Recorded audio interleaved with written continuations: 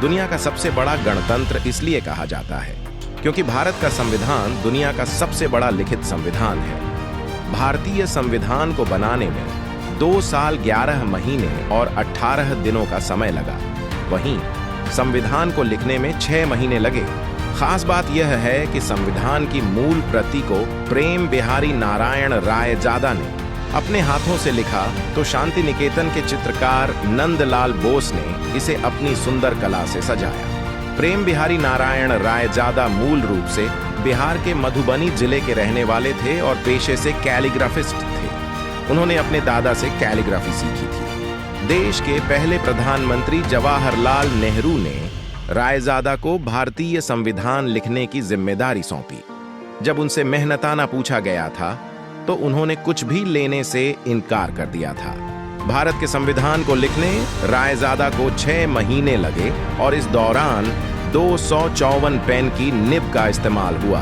ये nib England के मंगाई गई थी। संविधान लिखने के लिए रायजादा ने मेहनताना लेने से तो मना कर दिया था, लेकिन उन्होंने इसके लिए एक शर्त रखी थी। उनकी शर्त ये थी कि संविधान के हर पृष्ठ पर वह अपना नाम लिखेंगे और संविधान के अंतिम पेज पर वो अपने नाम के साथ अपने दादा रामदास का भी नाम लिखेंगे। भारतीय संविधान को लिखने के लिए पूना से कागज मंगवाया गया था। इटैलिक शैली में लिखे संविधान में रायजादा ने एक भी गलती नहीं की है। भारतीय संविधान की लंबाई 22 इंच 16 इंच है। भारतीय संविधान की लेदर वाइंडिंग की गई है एवं इस पर सोने की कारीगरी भी की गई है। भारतीय संविधान की मूल प्रति का वजन 3 किलो 75 ग्राम है।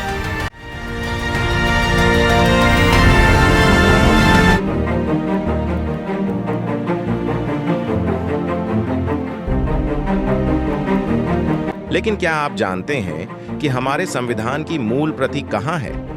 हिंदी और अंग्रेजी दोनों भाषाओं में लिखी गई भारतीय संविधान की मूल प्रतियां संसद के पुस्तकालय में एक विशेष हीलियम से भरे केस में रखी गई हैं। प्रारंभ में भारतीय संविधान की मूल प्रति को फलालैन के कपड़े में लपेटकर नेफ्थलीन की गोलियों के साथ संग्रहित किया गया था।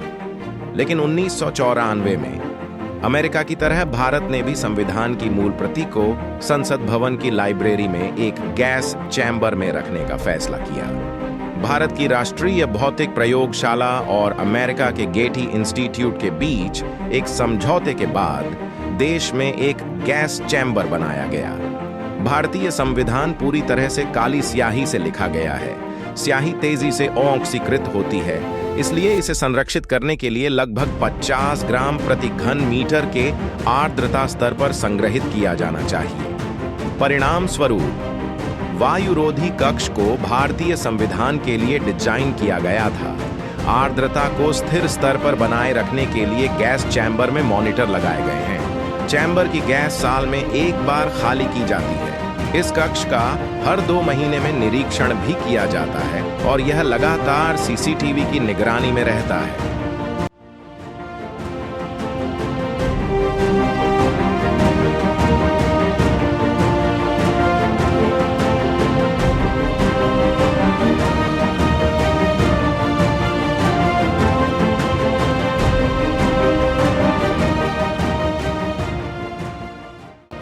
भारतीय संविधान और संविधान निर्माण की कहानी अपने आप में विलक्षण है, जहां कई देशों को कई बार अपना संविधान बनाना पड़ा। कई देशों को संविधान बनाने के बाद जनमत संग्रह करवाना पड़ा, ये देखने के लिए कि लोग इसे स्वीकार कर रहे हैं या नहीं।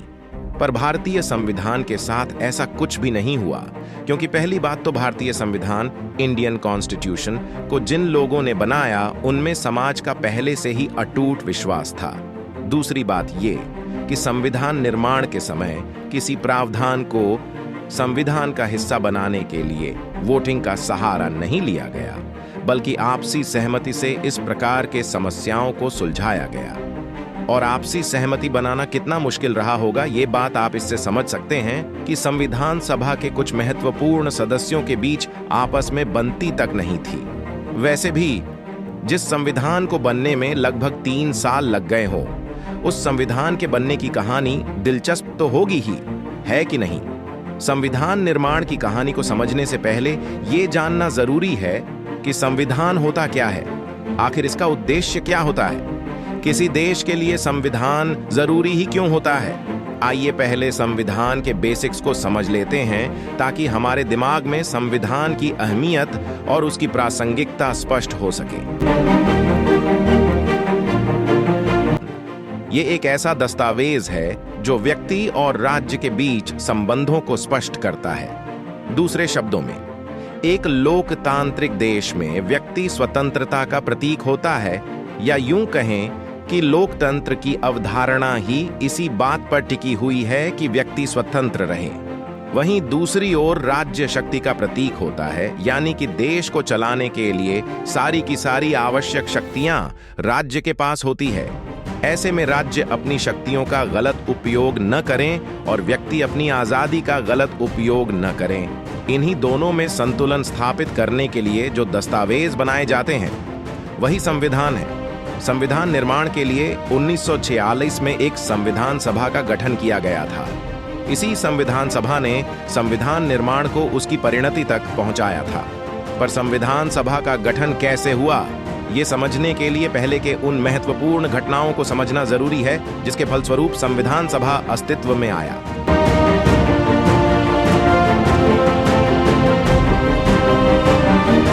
(1774) ईस्वी से 1857 तक के लगभग 100 साल के कंपनी शासन को देखें, या फिर 1858 से 1947 तक के ताज के शासन को देखें, तो इस दरमियान ढेरों विधि विधान बनाए गए।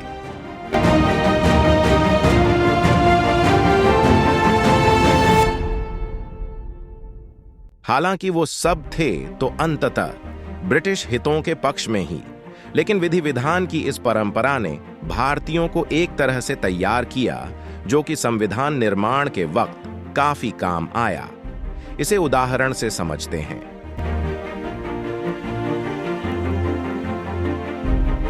जैसे कि आज हमारे संसद में 2 सदन है, राज्यसभा और लोकसभा।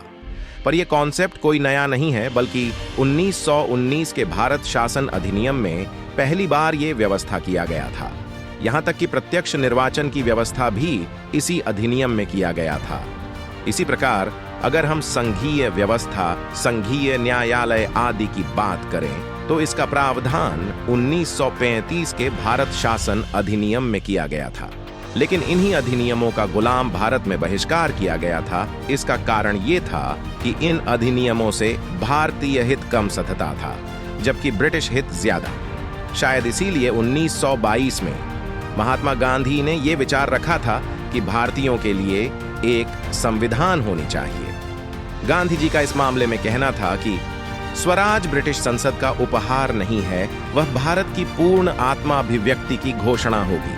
साल 1922 में एनी बेसेंट के प्रयासों से केंद्रीय विधान मंडलों के दोनों सदनों की संयुक्त बैठक शिमला में आयोजित की गई, जिसमें संविधान सभा की मांग की गई। फिर फरवरी 1923 में दिल्ली में एक अन्य सम्मेलन का आयोजन किया गया, जिसमें केंद्रीय और प्रांतीय विधान मंडल के सदस्यों द्वारा संविधान के आवश्यक तत्वों की एक रूपरेखा तैयार की गई, जिसके तहत भारत को अन्य स्वशासित राज्यों के बराबरी का दर्जा दिया गया था। अप्रैल 1926 में तेज बहादुर की अध्यक्षता में एक राष्ट्रीय सम्मेलन का आयोजन किया गया, जिसमें कॉमनवेल्थ ऑफ इंडिया बिल का ड्राफ्ट तैयार किया गया।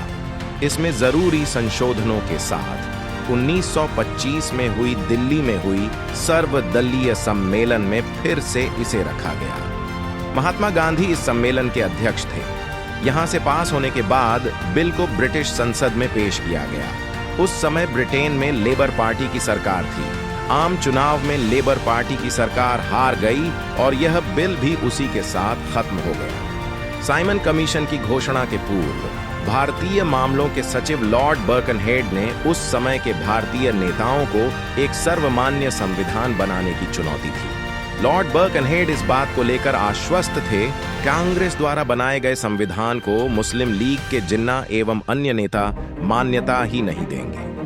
कांग्रेस ने बर्कनहेड की इस चुनौती को स्वीकार किया और फरवरी 1928 में दिल्ली में एक सर्वदलीय बैठक का आयोजन किया। फिर मई 1928 में बंबई में सर्वदलीय बैठक हुई। इसी अधिवेशन के दौरान पंडित मोतीलाल नेहरू ने केंद्रीय एवं प्रांतीय विधानमंडलों के निर्वाचित सदस्यों तथा अन्य नेताओं के परामर्श से भारत के लिए एक संविधान तैयार करने संबंधी प्रस्ताव रखा, जिसे कि स्वीकार भी कर लिया गया।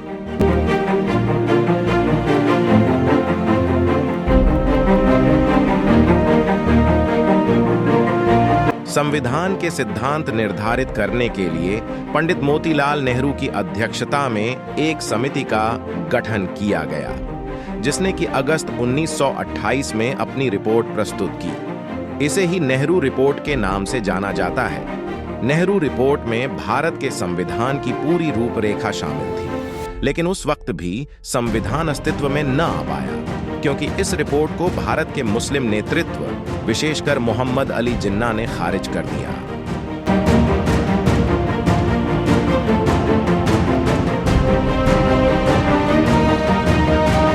साथ ही राष्ट्रवादियों ने भी इस रिपोर्ट को खारिज कर दिया, क्योंकि पूर्ण स्वतंत्रता की बात नहीं की गई थी, बल्कि डोमिनियन की बात की गई थी। नेहरू समिति की रिपोर्ट ने सांप्रदायिकता को भी मान्यता प्रदान करने का काम किया था। इस समिति ने बंबई से सिंध को काटकर एक अलग मुस्लिम बहुल प्रांत बनाना स्वीकार किया था।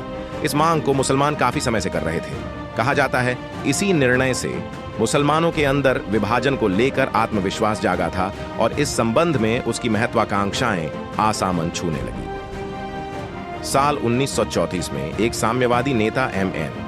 रॉय ने पहली बार एक संविधान निर्माण के लिए संविधान सभा के गठन की बात कही। हालांकि ब्रिटिश सरकार ने 1935 में भारत शासन अधिनियम के अंतर्गत एक ऐसी विस्तृत दस्तावेज पेश किया जो बिल्कुल संविधान जैसा था। इसमें 321 धाराएं और 10 अनुसूचियां थीं। पर वहीं बात कि ये एक स्वतंत्र भारत का संविधान नहीं था। इसीलिए इस अधिनियम को कांग्रेस ने अप्रैल 1936 के लखनऊ अधिवेशन और दिसंबर 1936 के फैजपुर अधिवेशन में प्रस्ताव पारित करके इसे पूर्णतः अस्वीकृत कर दिया।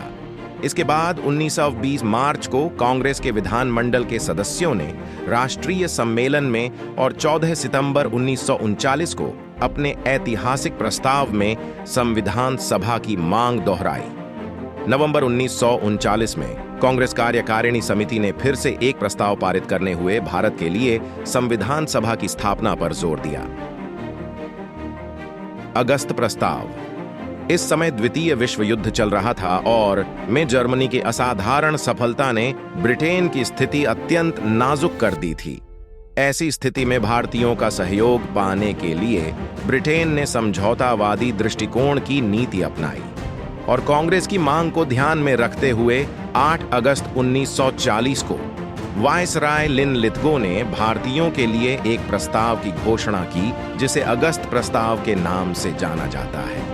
इस प्रस्ताव के मुख्य प्रावधान कुछ ऐसे थे। पहला, भारत को डोमिनियन स्टेट्स देने का प्रस्ताव। दूसरा, द्वितीय विश्व युद्ध के उपरांत संविधान सभा गठन किए जाने का प्रस्ताव।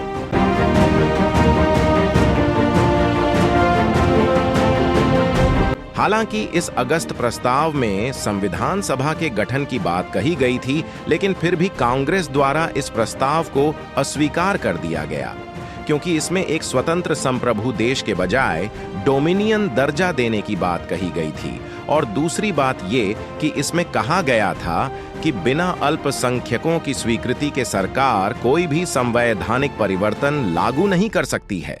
यानी कि एक तरह से मुस्लिम लीग को वीटो पावर मिल रहा था। Cripps mission. उपरोक्त प्रस्ताव के असफल हो जाने के बाद ब्रिटिश सरकार ने संविधान निर्माण का एक प्रारूप तैयार किया और सन 1942 में उसे स्टाफोर्ड क्रिप्स के हाथों भारत भेजा। दरअसल क्रिप्स मिशन ब्रिटिश सरकार द्वारा द्वितीय विश्व युद्ध में भारतीयों का सहयोग प्राप्त करने के लिए किया गया एक असफल प्रयास था। इस मिशन ने युद्ध में सहयोग करने के बदले युद्ध समाप्त होने के बाद चुनाव कराने, डोमिनियन स्टेटस देने और संविधान निर्माण की बात कही। इसे कांग्रेस और मुस्लिम लीग दोनों ने अस्वीकृत कर दिया और कांग्रेस ने भारत छोड़ो आंदोलन को शुरू कर दिया। इससे हुआ ये कि ब्रिटिश सरकार ने सभी प्रमुख कांग्रेस नेताओं को जेल में बंद कर दिया। इससे एक व्यापक गतिरोध की शुरुआत हुई और स्थिति धीरे धीरे बिगड़ती चली गई। इसी गतिरोध को दूर करने के लिए तत्कालीन वायसराय लॉर्ड वेवेल ने जून 1945 में एक योजना प्रस्तुत की, जिसे कि वेवेल योजना कहा गया। इस योजना की मुख्य बातें कुछ ऐसी थीं। वायसराय की कार्यकारिणी परिषद में मुस्लिम सदस्यों की संख्या सवर्ण हिंदुओं के बराबर होगी। युद्ध समाप्त होने के उपरांत भारतीय स्वयं ही संविधान बनाएंगे। कांग्रेस के नेता रिहा किए जाएंगे तथा शीघ्र ही शिमला में एक सर्वदलीय सम्मेलन बुलाया जाएगा। शिमला में सम्मेलन बुलाया भी गया, लेकिन मोहम्मद अली जिन्ना की जिद के कारण ये योजना भी निरस्त हो गया। मुस्लिम लीग भारत का विभाजन चाहते थे और अपनी बात पर अड़े थे कि भारत को 2 स्वायत्त हिस्सों में बांटा जाना चाहिए, जिसका कि अपना अपना एक संविधान सभा होगा। Cabinet mission.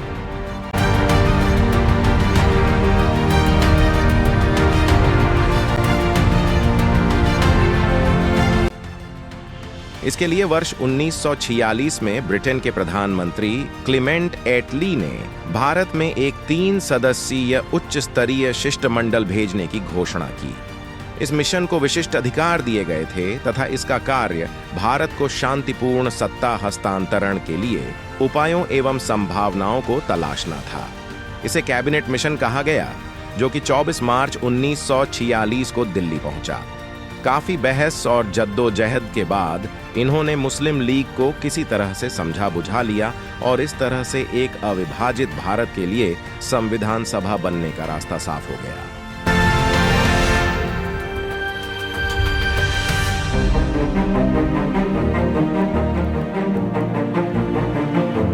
संविधान निर्माण के लिए एक संविधान सभा, कॉन्स्टिट्यूएंट असेंबली का होना जरूरी था और ये संविधान सभा का गठन कैबिनेट मिशन द्वारा सुझाए गए तरीकों के आधार पर होना था, जो कि कुछ ऐसा था। संविधान सभा में कुल सदस्यों की संख्या 389 आवंटित किया गया, जिसमें से 93 सीटें देशी रियासतों प्रिंसली स्टेट्स और 296 सीटें ब्रिटिश भारत के क्षेत्रों के लिए आवंटित किए गए थे। ये सीटें जनसंख्या के अनुपात में आवंटित की जानी थी।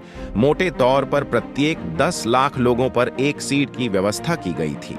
संविधान सभा लेके ब्रिटिश भारतीय क्षेत्रों से सदस्यों का चुनाव उसी के समुदाय द्वारा उसी के प्रांतीय असेंबली में किया जाना था और देशी रियासतों के प्रतिनिधि का चुनाव रियासत प्रमुखों द्वारा किया जाना था।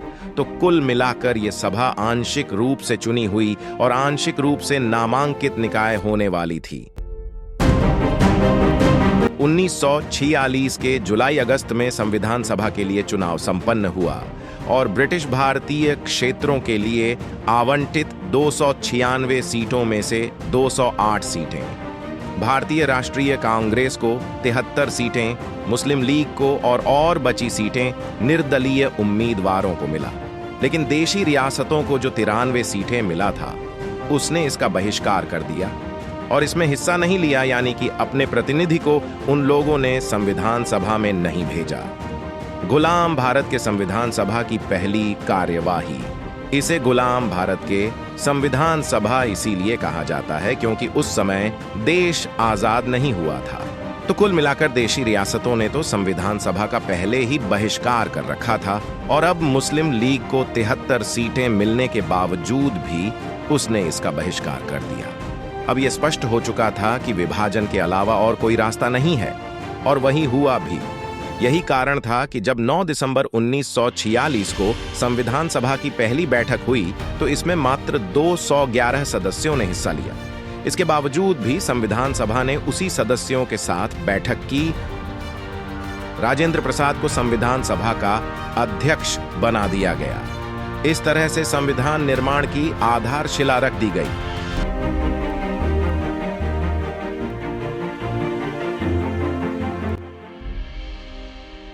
तेरह दिसंबर 1946 को पंडित नेहरू के ऐतिहासिक उद्देश्य प्रस्ताव को पढ़ा गया। ये एक प्रस्तावना की तरह ही था। गौरतलब कि आज के प्रस्तावना में बहुत सारी बातों को उसी में से लिया गया है। इस उद्देश्य प्रस्ताव में इस बात को रेखांकित किया गया कि हमारा भावी संविधान कैसा होगा और उससे संचालित देश कैसा होगा। उद्देश्य प्रस्ताव की कुछ मूल बातें, जिसे कि 26 जनवरी 1947 को इसे सर्वसम्मति से स्वीकार कर लिया गया। उसके कुछ समय बाद ही माउंटबेटन ने 3 जून 1947 को स्वतंत्रता की घोषणा कर दी। ऐसी घोषणा किए जाने के बाद धीरे धीरे लगभग सभी रियासतें, जिन्होंने अब तक संविधान सभा का बहिष्कार कर रखा था, इस सभा में शामिल हो गई, कुछ को छोड़कर, जैसे कि जम्मू और कश्मीर, हैदराबाद और जूनागढ़, जिसे बाद में शामिल करा लिया गया। 15 अगस्त 1947 को भारत आजाद हुआ और संविधान सभा एक स्वतंत्र निकाय बन गया, जिसे अब किसी से अनुमति लेने की आवश्यकता नहीं थी। इससे हुआ ये कि अब संविधान सभा अपनी पूरी क्षमता और गति के साथ काम करने लगे। चूंकि अब देश भी चलाना था, इसीलिए सभा 2 रूपों में काम करने लगी। एक संविधान बनाने का काम और दूसरा सामान्य विधि बनाने का काम, जिससे कि तत्कालीन प्रशासन को चलाया जा सके। मुस्लिम लीग अब अलग होकर एक नया राज्य पाकिस्तान बना चुका था, इसीलिए संविधान सभा में सीटों की संख्या कम हो गई और अब केवल 299 सीटें ही रह गई थीं, जिसमें से 70 देशी रियासतों के लिए और बाकी ब्रिटिश प्रांत के लिए। संविधान निर्माण व्यवस्थित और क्रमबद्ध तरीके से हो, इसके लिए विभिन्न बड़ी और छोटी समितियों का गठन किया गया और सभी समितियों को उसके विशेषज्ञता और क्षमता के अनुसार कार्य सौंप दिया गया। इसमें से जो सबसे महत्वपूर्ण है वो है प्रारूप समिति, ड्राफ्टिंग कमेटी। ये इसलिए महत्वपूर्ण है क्योंकि संविधान के प्रारूप यानी कि ड्राफ्ट तैयार करने की जिम्मेवारी इसी की थी। सब कुछ ड्राफ्ट पर ही टिका था, क्योंकि ड्राफ्ट तैयार होने के बाद ही इस पर बहस होती, इसमें संशोधन होता और अंतिम रूप से संविधान अस्तित्व में आ पाता। प्रारूप समिति में कुल 7 सदस्य थे, जिसके अध्यक्ष डॉक्टर B.R. अम्बेडकर थे। इसके अलावा और 6 सदस्य क्रमशः N. गोपालस्वामी अयंगर, अल्लादी कृष्ण स्वामी अय्यर, K.M. मुंशी, सैयद मोहम्मद सादुल्ला, M. माधव राव, इन्होंने बाद में B.L. मित्र की जगह ली। T.T. कृष्णमाचारी, इन्होंने D.P. खेतान की जगह ली।